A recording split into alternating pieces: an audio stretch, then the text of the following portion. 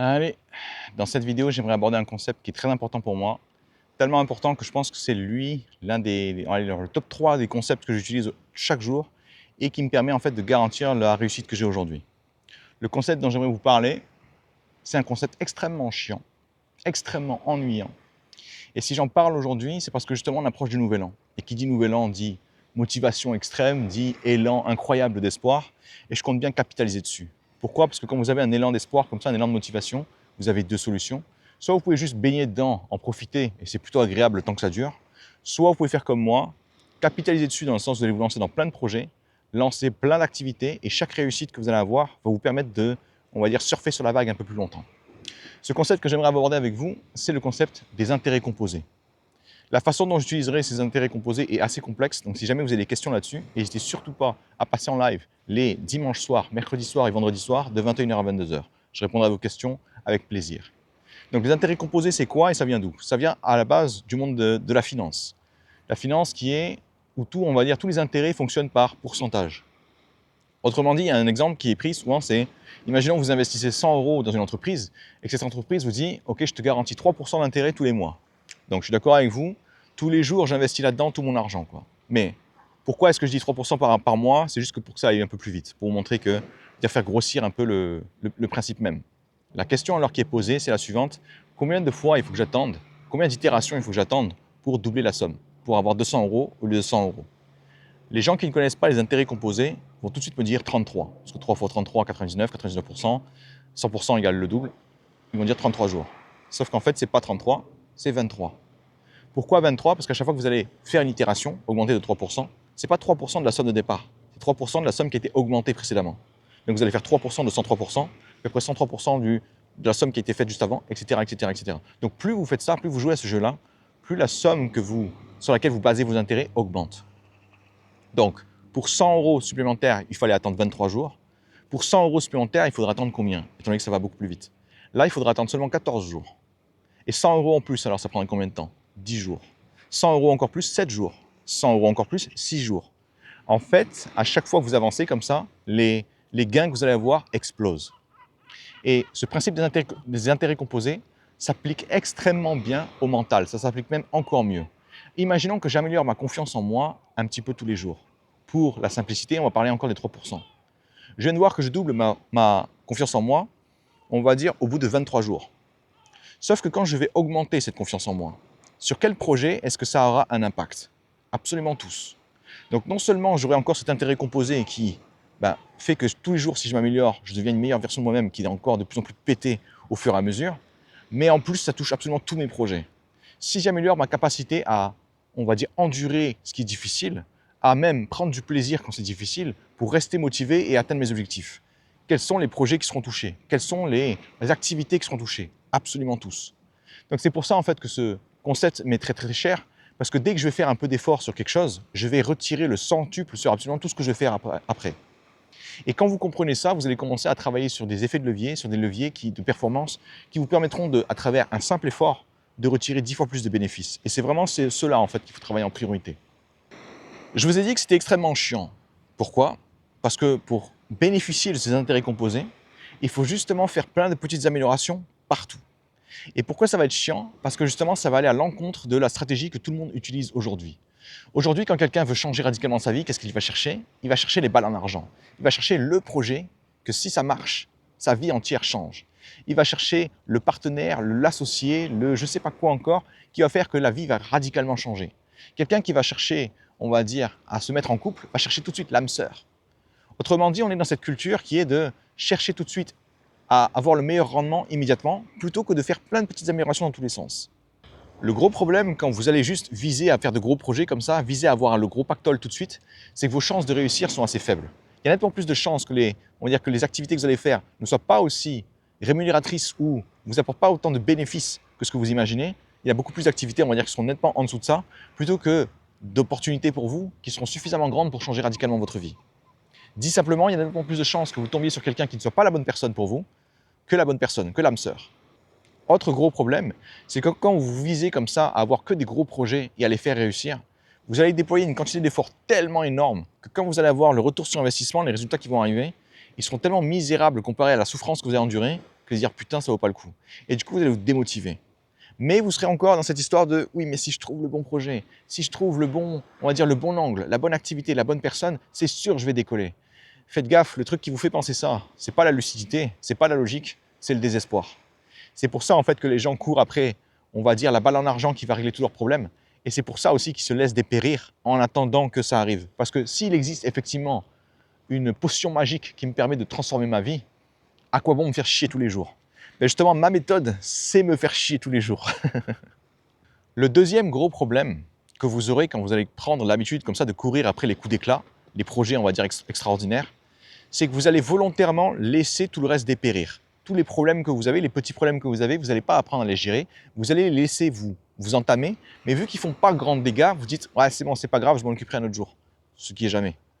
Et qu'est-ce qui se passe en fait quand vous chavirez aujourd'hui, quand vous manquez de motivation aujourd'hui? C'est jamais à cause de un ou deux événements.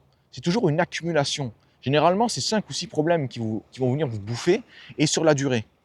À l'inverse, si dès le départ, vous aviez accepté de travailler sur tous ces petits problèmes pour les gérer immédiatement, qu'ils ne vous atteignent pas, les 5-6 n'auraient pas le temps de s'accumuler. Et du coup, vous pourriez juste être motivé comme ça tout le temps et avoir ce que vous voulez. Mais parce que justement, vous êtes encore dans cette histoire de « mais il me faut absolument cette balle en argent, je m'en fous du reste », vous allez en fait tomber de plus en plus. Troisième problème qui est lié directement à ça, en fait, le cerveau, il apprend. Le cerveau, il s'adapte à sa réalité. Imaginons, il se rend compte qu'à chaque fois que vous n'avez pas ce que vous voulez, ça vous saoule.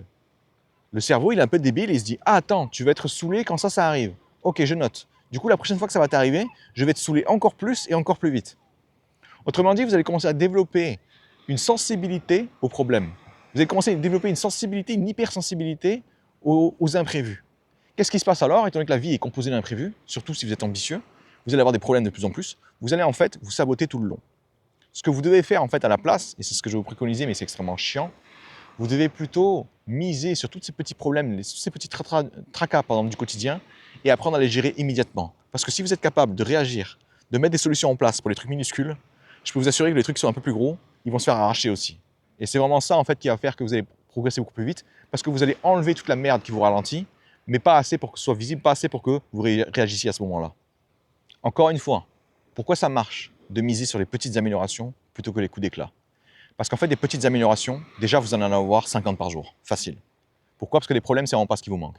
Deuxième élément, on vient de voir qu'avec les intérêts composés, plus vous faites ça longtemps, plus la puissance de feu que vous arrivez à acquérir, que vous arrivez à gagner à chaque itération augmente. Ce qui fait que vous avez en fait deux éléments qui vous permettront d'avoir une puissance de feu incroyable alors que vous partez sur des éléments qui sont microscopiques, le nombre de ces éléments microscopiques, et ensuite le temps que vous allez passer à les améliorer. Dans cette vidéo, j'aimerais vous permettre de bosser sur trois petits éléments qui ont la capacité de pas vous faire chavirer entièrement pris séparément, mais qui ont juste la capacité de, on va dire, vous faire chier un peu, vous saouler un petit peu. Vous voyez, ce moment-là, vous êtes juste en mode, ça me saoule, j'ai juste envie que ça s'arrête. Le premier élément que vous devez absolument détruire, selon moi, ce sont vos préférences. C'est quoi les préférences? C'est toutes ces petites choses qui, vous savez, vous n'avez pas exactement ce que vous voulez, ce n'est pas encore des attentes, il ne vous faut pas absolument que ça se passe d'une certaine façon pour que vous soyez heureux, mais si c'était le cas, ce serait le top. Par exemple, quand je vais travailler, quand j'étais en travail en entreprise, j'avais une préférence qui était, je préfère des collègues qui sont agréables, des collègues qui sont gentils, des collègues qui sont sympas. Qu'est-ce qui se passe alors quand j'avais des collègues sympas? Je me dis, waouh, franchement, c'est nickel, c'est le top. Qu'est-ce qui se passe le jour où ces collègues sympas ne sont pas aussi sympas, ou qu'ils ont des problèmes, ou qu'ils ont été, on va dire qu'ils ont eu des échecs dans leur boulot et du coup ils ne sont pas dans leur assiette? Tout de suite, ça me saoulait. Tout de suite, il y avait une mauvaise ambiance. Et en fait, j'avais commencé à développer comme ça, avec l'habitude, une hypersensibilité à l'ambiance de merde. Ce qui fait qu'à chaque fois que quelqu'un était, on va dire, dans une ambiance un peu misérable, ça touchait tout le monde et ça me touchait moi aussi. Et parce que ça me touchait moi, j'étais aussi dans une ambiance de merde. Du coup, je propageais ça à mes collègues. Et du coup, félicitations, on avait une journée horrible. Donc les préférences, c'est quoi finalement? C'est pas quelque chose que vous avez absolument besoin pour faire ce que vous avez à faire, mais c'est quelque chose que vous préféreriez. Autre exemple de préférence, et celui-là aussi c'est mon préféré. Je préférerais que les clients avec lesquels je bosse sachent directement ce qu'ils veulent. En gros, je préférais ne pas me faire chier. Je préférais que ce soit plus simple. Je préférais qu'il n'y ait pas de soucis. Je préférais de savoir en fait là où je mets les pieds. Je préférais ne pas être dans l'inconfort. Je préférais, vous voyez, je suis en train de balancer plein de préférences. Toutes ces préférences-là, qu'est-ce qui se passe? Quel est le problème en fait? C'est que quand vous allez être fatigué, quand vous n'allez pas être dans votre assiette, ces préférences vont doucement devenir des attentes. Il vous faudra absolument ça, sinon ça va vous saouler, sinon ça va vous faire exploser. Je pense que vous avez déjà tous connu ce phénomène. Vous avez une sale journée, le moindre petit truc peut vous faire décoller. À l'inverse, vous avez pris une super journée, tout s'est super bien passé, il peut se passer n'importe quoi, vous êtes en mode « ouais, c'est pas grave, on verra ça demain. Ouais, c'est pas grave, on trouvera une solution. » C'est ça en fait, les préférences. Ces préférences ont la capacité de devenir des attentes, voire même des standards, si vous êtes fatigué, si vous êtes saoulé. Malheureusement pour vous, si vous avez des objectifs ambitieux, il y a tellement de choses à faire, vous serez tout le temps fatigué, et du coup, tous ces petits trucs qui, en début de journée, vous font ni chaud ni froid, vont vite vous péter les couilles en fin de soirée. Vous comprenez vite que si tous les jours, vous avez quelque chose qui vous saoule, quelque chose qui vous démotive, quelque chose qui vous empêche de vous focaliser sur ce qui compte réellement pour vous, vous avez perdu. Vous avez perdu parce que les 3/4 de vos journées où vous auriez pu bosser sur votre projet, vous n'allez pas le faire, parce que ce n'était pas le moment, parce que ce n'était pas l'énergie, parce que vous n'avez pas la tête à ça. Alors que quelqu'un qui se dit juste, mais c'est génial, moi j'ai plus de préférence. Qu'est-ce qui se passe tous les soirs? Même si c'est difficile, j'adore ça. J'adore même la difficulté, j'adore même quand c'est compliqué. Pourquoi? Parce que je n'ai pas de préférence. Je ne veux pas que ce soit facile. Je n'ai pas besoin que ce soit facile. Et du coup, moi, je commence à avancer comme ça tous les jours. Vous avez deux versions de vous. Vous, aujourd'hui, qui n'a pas de problème, n'a plus de préférence, et une version parallèle de vous qui est aujourd'hui vous. Vous pariez sur qui? Qui va réussir d'après vous? Sans hésiter, vous prendrez le type qui n'a pas de préférence. Ça, c'est les premiers petits éléments que j'aimerais que vous détruisiez. Comment on fait pour détruire ces préférences? C'est simple. On commence à comprendre qu'on a des préférences, mais on n'en fera jamais des besoins. Volontairement, on se dit, je ne veux pas faire de mes préférences des besoins. Comment on fait pour faire quelque chose des besoins? On commence à se dire qu'on en a besoin, que c'est on va dire qu'on ne peut pas en faire sans, que c'est la base de tout. Le respect. Le respect, pour moi, c'est l'enculerie totale. Quand je pense au fait que le respect est quelque chose qui m'est dû, quand je pense que le respect, je dois le donner à tout le monde et que tout le monde doit me le donner immédiatement, sans poser de problème. Qu'est-ce qui se passe à la seconde où quelqu'un me manque de respect, ne serait-ce qu'un tout petit peu? Tout de suite, ça me fait démarrer. Tout de suite, ça me dit, mais attends, mais lui, il se prend pour qui? Ah ouais, mais moi aussi, si tu me traites comme un chien, je vais te répondre, il n'y a aucun souci. Bref, vous allez commencer à démarrer au quart de tour. Vous allez peut-être être doué pour le cacher, mais ça va vous faire démarrer. Aujourd'hui, je me suis débarrassé de ce truc. Pourquoi? Parce que j'ai compris dans ce milieu, dans ce monde, que des gens qui vont vous respecter, il y en a beaucoup, mais il y en a surtout beaucoup qui, parce qu'ils ont passé une sale journée, n'aiment pas votre gueule, et parce qu'ils peuvent écrire un message sur les réseaux sociaux ou sur Internet ou je ne sais quoi encore, ils ne vont pas se priver. Et étant donné qu'il y a de l'anonymat, étant donné qu'il y a une certaine distance entre nous, leur instinct de survie en fait ne va pas entrer en jeu. C'est évident que si la personne était devant moi, elle se retiendrait. Elle se dirait ouais, j'ai pas envie, on va dire, de passer pour une sale personne, j'ai pas envie qu'elle s'énerve, j'ai pas envie de me faire mal, du coup, je vais garder ça pour moi. Mais aujourd'hui, si vous avez de l'ambition, à un moment ou à un autre, vous devrez être exposé, et quand vous êtes exposé, il y a des gens qui vont ouvrir leur gueule. Donc si vous avez encore cette préférence qui est devenue une attente, qui est même devenue un standard c'est le niveau supérieur de l'attente. Une préférence, c'est si je ne l'ai pas, ça va encore. Une attente, c'est il me faut vraiment, sinon je commence à péter un câble. Un standard, c'est j'ai même pas besoin d'en parler, c'est tout le monde est supposé être au courant que c'est comme ça que ça se passe. Autre exemple de standard, quand vous arrivez dans une boulangerie ou que vous arrivez dans un commerce, pour payer, il faut faire la queue. Un standard, tout le monde est au courant. Qu'est-ce qui se passe quand quelqu'un vous passe devant? Vous avez envie de meurtre. Vous avez des pulsions meurtrières comme ça qui sortent de nulle part. Donc, moi, ce que je veux, c'est détruire la forme la plus misérable qui est les préférences.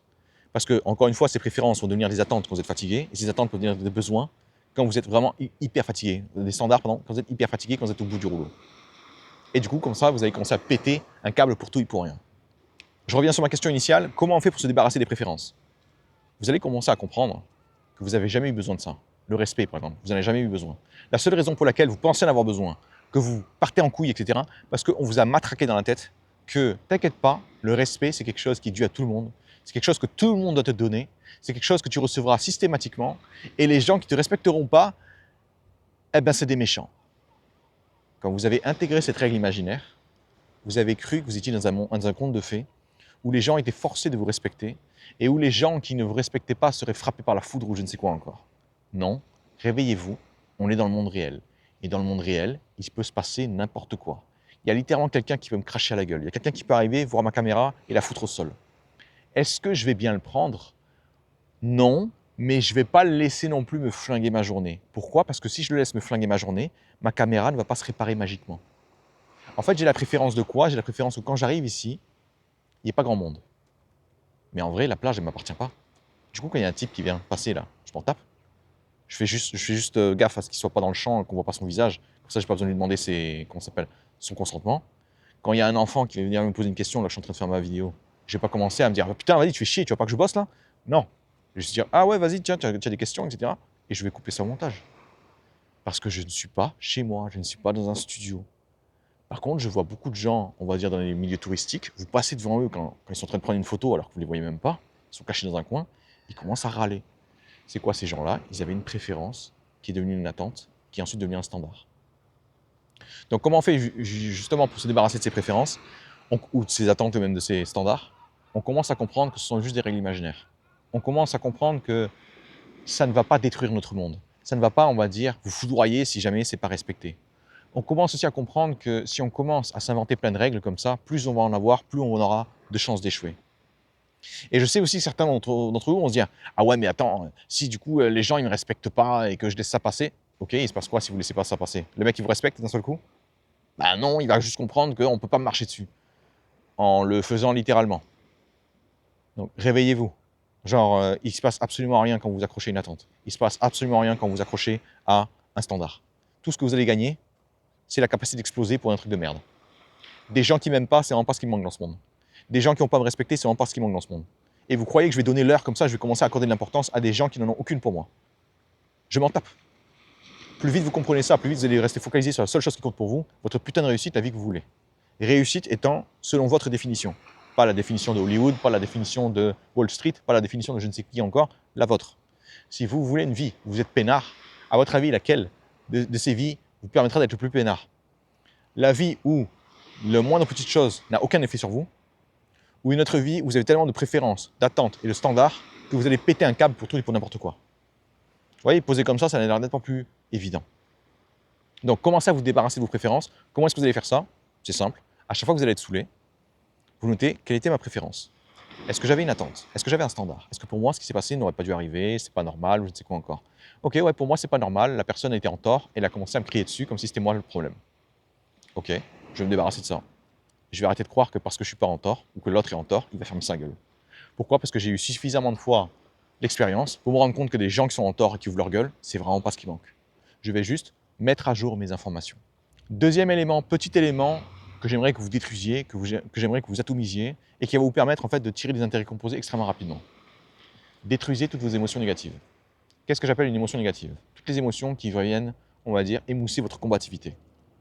Par exemple, quand je suis heureux, je suis curieux, je suis prêt à m'engager dans des choses qui sont difficiles, du coup je suis combatif. À l'inverse, quand je suis démotivé, quand je suis triste, quand, on va dire, je suis épuisé, je ne vais pas être combatif. Au contraire, le moindre petit problème va devenir un obstacle immense dans ma tête. Qu'est-ce que ça veut dire aussi? Imaginons que je suis en colère. La colère peut être utilisée de deux façons.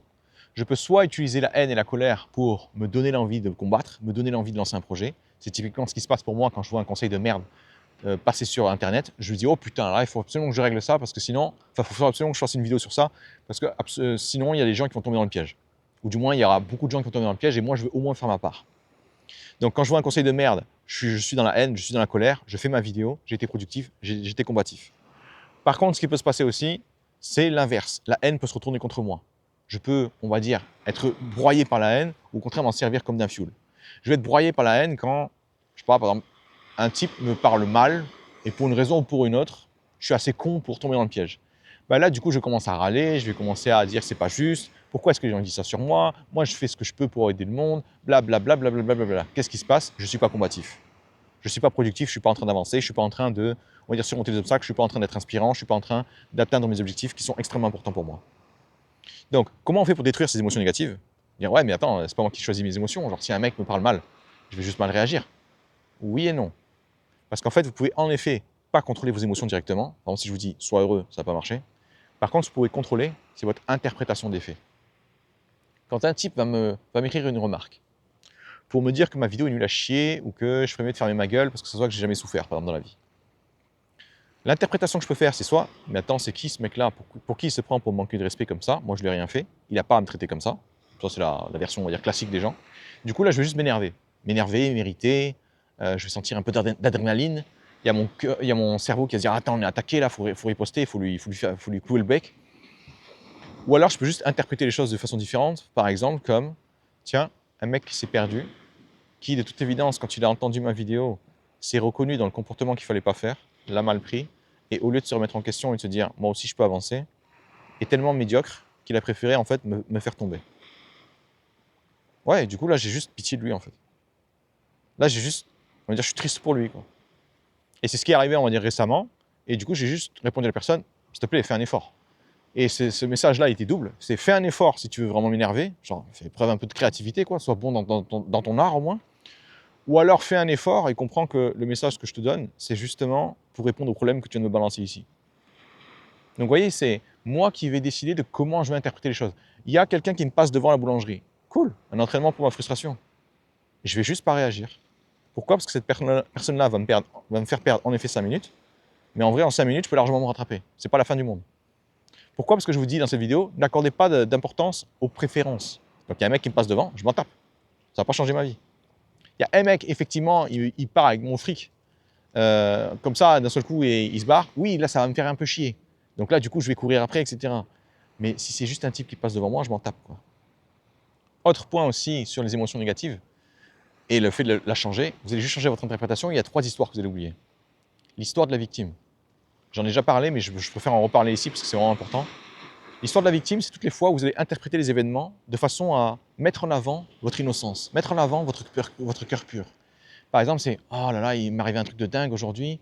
Tu vois, j'étais en train de faire mes courses et je touche quelqu'un et son caddie, enfin, il y a des produits de son caddie qui tombent. Et là, la personne, elle explose sur moi et commence à partir en couille, blablabla. Qu'est-ce que je suis en train de faire là? Je suis en train de me placer en tant que victime.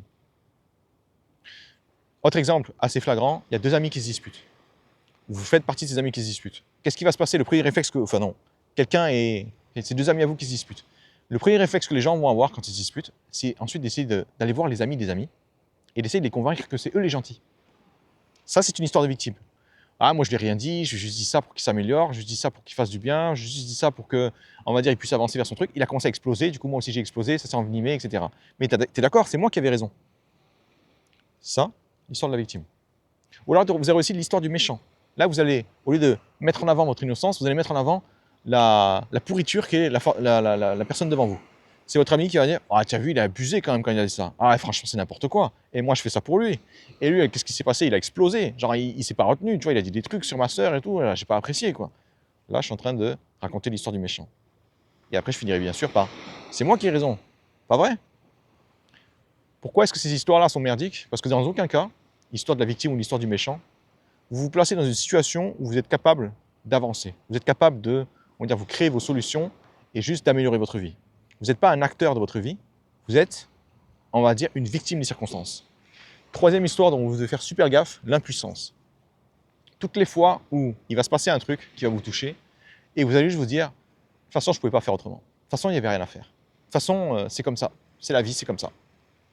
Celle-là, c'est l'histoire de l'impuissance, c'est l'histoire préférée des gens qui font du mal autour d'eux.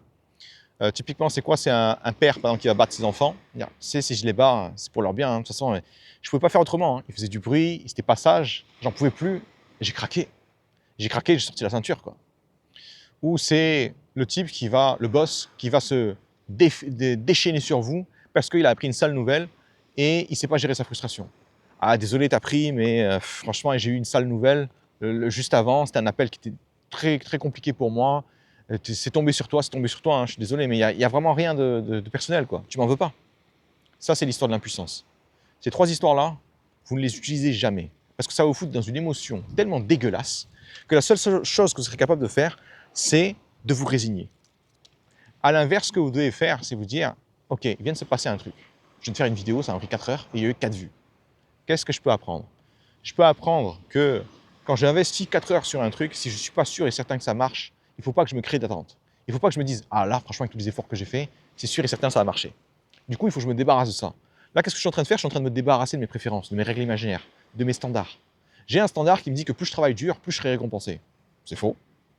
Parce qu'il y a des gens dans ce monde, qui ils vont travailler 10 fois moins que vous, mais ils vont avoir un gros coup de chance, et du coup, ça va leur permettre de réussir directement. Même pas avoir un gros succès, non, réussir. Et ça y est, c'est bon, ils sont, on va dire, ils sont bien pour le reste de leur vie. Du moins, s'ils font pas de la merde. Qu'est-ce que je suis en train de faire ici, quand je change mon histoire, change mon interprétation pour me mettre comme un acteur de la situation, comme quelqu'un qui va apprendre de ses erreurs, comme quelqu'un qui va ouvrir les yeux et comprendre comment le monde fonctionne, je suis quelqu'un qui avance. Donc débarrassez-vous de toutes ces émotions négatives. L'émotion négative, ça peut être quoi aussi? Un client qui vous parle mal. L'interprétation que je peux me faire, c'est il n'a pas à me parler comme ça, c'est pas normal. Et là, du coup, je serai énervé, blablabla, etc. Ou alors, je peux me dire tiens, un entraînement. un entraînement gratuit. J'ai pas prévu ça, et la personne est en train de venir, elle va faire tout le travail pour moi. Elle va essayer de me saouler, elle va essayer de m'énerver, elle va essayer de me casser les couilles, elle va essayer de me dire que je suis une sale personne parce que c'est mon entreprise qui a merdé. Et elle n'a pas assez de lucidité, elle est beaucoup trop dans l'émotionnel pour comprendre que je n'ai rien à voir là-dedans et qu'au contraire, je suis la personne qui peut l'aider. Donc en fait, elle n'a aucun intérêt à me cracher dessus. Sauf que c'est exactement ce qu'elle va faire. Et ça, pour moi, c'est génial parce que du coup, je vais pouvoir bosser sur mes préférences, mes attentes, mes standards, la justice, le fait que les gens ne devraient pas me parler comme ça, le fait que, on va dire que moi, je suis quelqu'un de gentil et que du coup, parce que je suis quelqu'un de gentil, il ne devrait pas m'arriver des crasses comme ça. Ça aussi, c'est une règle imaginaire. Hop, je la dégage. Et du coup, je vais pouvoir aussi comprendre que je ne suis pas obligé de réagir. C'est-à-dire que la personne, je vais voir qu'elle est énervée, je vais faire preuve d'empathie, je vais comprendre pourquoi est-ce qu'elle est énervée. C'était un colis qui était très important pour elle, c'était pour Noël, et c'était un cadeau qui était important pour sa fille, parce que sa fille, ça fait 4 ans qu'elle ne l'a pas vu, et du coup, c'était la première fois qu'elle voulait le voir, et elle voulait que tout soit parfait. Ok, si je fais preuve d'empathie, je me dis, ouais, en vrai, ce cadeau qu'elle a fait, c'était pas juste un colis de merde, quoi. Pour elle, sentimentalement, émotionnellement, c'était quand même quelque chose. Du coup, je vais comprendre, je vais commencer à créer de la relation avec elle. Qu'est-ce que je suis en train de faire là? Je suis un acteur. Je suis pas une victime. C'est pas elle qui est en train de m'infliger quelque chose, c'est moi qui vais réagir de la façon dont je veux réagir. Et quand vous faites ça, sur commande, sur tout ce qui se passe, que vous virez complètement vos émotions négatives, vous êtes tout le temps motivé, vous êtes tout le temps plein d'énergie, vous êtes tout le temps, on va dire, focalisé sur ce qui compte réellement pour vous. Il n'y a plus rien qui a d'importance parce que tout ce que vous pouvez interpréter, du coup, vous pouvez l'interpréter par rapport à vos objectifs. Aujourd'hui, il m'arrive absolument rien. On va dire, je sais pas, imaginons, il y a un enfant qui me parle comme ça, là, parce il veut savoir c'est quoi ma caméra ou je ne sais quoi encore. Je peux m'énerver, dire, attends, mec, tu vois bien que je bosse là, en plus, le soleil il est en train de descendre, tu vois bien que j'ai pas le temps, quoi. Ou alors, je peux juste me rendre compte que c'est un gamin qui voulait se lancer, qui trouve enfin quelqu'un qui a potentiellement quelques réponses, et du coup va saisir son opportunité. Vous voyez, quand je change mon histoire, je vais me comporter exactement comme je veux. Et je vais me comporter de cette façon-là, la deuxième, parce que c'est celle-là qui me permettra d'inspirer les gens. C'est celle-là qui me permettra de dépasser, on va dire, mes limites actuelles. Troisième élément que j'aimerais que vous feriez, toutes les fois votre émotion est neutre. Ouais, je sais, celle-là, elle est vraiment dégueulasse. En gros, toutes les fois, vous n'êtes pas dans le négatif, vous n'êtes pas en mode victime, vous n'êtes pas en mode c'est injuste, mais juste les fois où vous êtes en mode ouais, c'est bon, je le fais quoi. Genre, ça me branche pas, mais ça me fait pas plus chier que ça quoi. Donc t'inquiète pas, je vais le faire. Pour la majorité des gens, le neutre, c'est OK. Et c'est OK parce que le neutre, c'est bien pour les gens qui ne veulent pas évoluer. C'est bien pour les gens qui ne veulent pas se transformer. Les gens qui sont neutres, les gens qui ne veulent pas évoluer, sont juste en mode je veux juste être fonctionnel. Je veux juste faire ce qu'on me demande et juste qu'on me lâche la grappe. Le problème quand vous avez de l'ambition, c'est que vous ne pouvez pas continuer d'opérer à ce niveau-là. Pourquoi? Parce que l'ambition vous demandera de vous dépasser continuellement. Vous demandera de vous placer dans des situations qui sont extrêmement injustes, des situations où vous avez très peu de chances d'y arriver. Et ce n'est pas en étant neutre que vous aurez envie de combattre. Quand vous serez neutre et que vous verrez une montagne devant vous, vous allez dire ouais, demain. Demain c'est bien, ouais. Et du coup, vous n'allez jamais y aller. À l'inverse, si vous êtes motivé à fond tout le temps, et du coup vous virez le neutre, vous voyez une montagne, vous dire ah bah tiens, une randonnée surprise, c'est parti. Et pourquoi est-ce que c'est important de se débarrasser du neutre? Parce que justement, le neutre, quand vous êtes fatigué, c'est ça qui va vous faire descendre. C'est comme l'histoire des attentes, enfin des préférences qui deviennent des attentes quand vous êtes fatigué. Ben, tout ce qui est neutre, quand vous êtes fatigué, quand vous êtes démotivé, ça va vous pousser vers le bas. Et quand ça va vous pousser vers le bas, vous pouvez dire adieu justement à, on va dire, vos projets, ce qui est important pour vous. Encore une fois, là où, on va dire, le concept que je vous apporte ici, les intérêts composés, va être puissant, c'est que imaginez le nombre de choses neutres que vous faites aujourd'hui. Imaginez transformer chacun de ces moments où c'est juste neutre en élément positif. Vous allez pouvoir le lier directement à votre objectif. Du coup, garder la pêche, garder votre motivation et du coup, continuer à travailler sur ce que vous voulez travailler. Vous vous rendez bien compte que sur une semaine, déjà, les bénéfices sont quand même vraiment pas mal. Sur un mois, sur un an, sur 10 ans, sur 15 ans, ne font qu'augmenter. Et le neutre, tant mieux pour vous si vous baignez là-dedans, ça veut surtout dire que vous passez à côté d'une matière première qui est essentielle, qui va faire la différence dans l'atteinte de vos objectifs. Je sais, ce que je vous demande est chiant, ce que je vous demande est long, ce que je vous demande est, on va dire, mais putain, je dois vraiment en arriver jusque-là, quoi. Oui, parce qu'oubliez pas, c'est le nouvel an. Et le nouvel an, je peux soit faire de vous quelqu'un qui va chasser les choses, même neutres, et du coup, vous allez massacrer tout ce qui est plus gros que ça, c'est-à-dire à peu près tout, ou alors vous pouvez faire la même chose que d'habitude et avoir la même année que l'année dernière. Pour moi, le choix est vite fait. Comment je fais justement pour, on va dire, savoir s'il y a un intérêt composé quelque part dans mes projets? En fait, la question que je me pose, c'est la suivante. Et c'est ce que je me fais tout le temps pour le coréen. Je peux soit faire 2 heures de coréen par jour, même si c'est dur, même si parfois c'est un peu difficile, parfois j'ai pas prévu les choses, parfois je dois sortir mes notes, etc. Je me souviens plus où je les ai mises, et les faire quand même.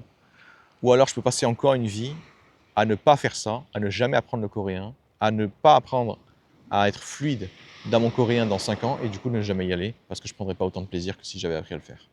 En fait, quand je me projette sur 5 ans, si je fais 2 heures de coréen tous les jours, est-ce que ça vaut le coup ou pas? Ben, sur une semaine, j'en ai un peu rien à foutre. Il n'y aura pas grande différence. Sur 5 ans, putain, je serai trilingue. Anglais, coréen, français. Je serai au bout du monde. Pourquoi? Parce que je veux aller en Corée, je veux me faire plaisir là-bas, je veux vivre là-bas pendant 6 mois en tant que touriste. Je suis pas fou. Et justement, je veux vivre cette expérience-là. Je ne peux pas me rendre compte d'à quel point c'est important pour moi si je ne me projette pas 5 ans dans le futur. Et que vous allez reconnaître en fait les intérêts composés quand vous allez vous projeter dans le futur. Imaginons, je change toutes mes émotions, je n'ai même plus une seule émotion négative. Sur 5 ans, ma vie ressemble à quoi? Vous voyez, là, ça commence à donner envie. Si je me débarrasse de tout ce qui est neutre et que j'arrive à le transformer en fuel pour me permettre d'avancer vers mes objectifs, il se passe quoi dans 5 ans? J'ai déjà tout ce que je veux. Si j'ai la capacité de outrepasser mes émotions, de les écraser, de les sélectionner pour être tout le temps dans le positif, tout le temps dans le combatif. Dans 5 ans, il se passe quoi dans ma vie? J'ai tout ce que je veux. C'est pour ça en fait que je veux vous faire bosser ces trucs-là. Je sais que c'est chiant, mais vous vous rendez compte très vite que si vous sautez sur tout ce qui bouge, que vous l'améliorez, et en fait vous allez faire ça pendant que vous attendez la balle en argent, pendant que vous attendez le super projet. En fait, c'est ça la patience, si vous voulez. Pour plein de gens, la patience, c'est juste, ben, je me tâte et j'attends de voir ça, si ça arrive, quoi. C'est pas ça être patient, ça c'est être débile. Être patient, c'est, ben, en attendant que le truc arrive, que ma balle en argent arrive, que mon projet qui va venir me sauver arrive, ben viens, au lieu d'attendre comme un gros con que ça se passe, viens, je mets plein de trucs en place. Viens, je m'améliore énormément. Et qu'est-ce qui va se passer en fait quand vous allez faire ça, quand vous allez utiliser la patience de la bonne façon? Ben, en attendant que ça arrive, votre niveau augmente, vos résultats augmentent, vos performances augmentent, votre niveau de vie augmente, et ah merde, putain, j'ai réussi, et j'ai même pas eu besoin de ma balle en argent. J'ai même pas eu besoin de mon super projet. Donc en attendant que les choses se fassent, de toute façon, vous allez faire quoi? Avoir une vie de merde? Donc autant vous vous entraînez petit à petit à rayer de la carte tous les petits éléments qui vous empêchent d'avancer ou qui ne vous permettent pas d'avancer. Et si vous changez chacun de ces éléments-là en petits pas en avant, je peux vous assurer que sur une année, vous allez avoir une distance phénoménale. Pourquoi, encore une fois, je vais faire ça maintenant? Parce que j'ai à peu près 2 semaines avec vous, avec le nouvel an et jusqu'au 15 janvier, où votre motivation va être débordante. Si j'arrive à capitaliser là-dessus, vous pouvez littéralement transformer votre identité. Pourquoi? Parce que c'est pas logiquement que je vais réussir à vous convaincre. Quand vous allez être émotionnellement prêt à y aller, prêt à faire le test, quand ça va faire 5, 6 éléments négatifs que vous allez transformer en positifs, parce que vous allez changer l'histoire, dire putain, je suis capable de faire ça maintenant, je vais être capable de faire ça tout le temps. Et quand vous allez faire ça tout le temps pendant 2 semaines, vous allez changer votre identité. Vous n'allez plus être une personne qui a besoin de certaines choses pour se sentir à peu près correcte. Vous allez vous dire, je suis une personne qui peut absolument tout transformer pour avoir ce que je veux. Et je peux vous assurer qu'en termes de puissance de feu, avoir cette identité-là, c'est juste pété, quoi. Parce que vous allez ouvrir des portes, en fait, qui ne sont même pas visibles pour la majorité des gens. Et à ce moment-là, vous allez avoir des résultats que personne ne peut avoir. Allez, c'est un sujet vaste, je le sais. Donc si vous avez des questions, n'hésitez surtout pas à passer au live. Fin de la vidéo. Bon courage à vous, bonne fête, bonne fin d'année et amusez-vous bien.